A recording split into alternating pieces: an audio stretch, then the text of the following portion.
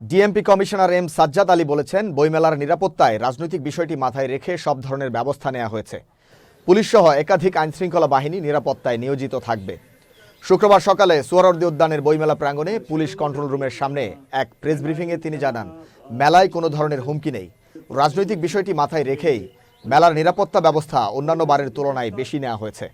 Watch tower, CC camera ছাড়াও দেহ তল্লাশির জন্য মেটাল ডিটেক্ট সহ সাদা পোশাকে পুলিশের একাধিক টিম নিয়োজিত থাকবে। বাংলাদেশের মানুষের প্রাণের বইমেলা এবারও যথাসময়ে অনুষ্ঠিত হচ্ছে। বইমেলায় প্রতি বছর ঢাকা মেট্রোপলিটন পুলিশ ব্যাপক নিরাপত্তা ব্যবস্থা গ্রহণ করে। প্রতিবারের ন্যায় এবারও আমরা নিরাপত্তা ব্যবস্থা গ্রহণ করেছি।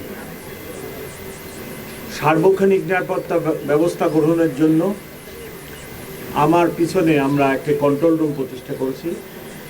এইখানে সার্বক্ষণিকভাবে আমাদের অফিসাররা থাকবে এবং রাত্রেও আমাদের সিনিয়র অফিসার এখানে অবস্থান করবেন।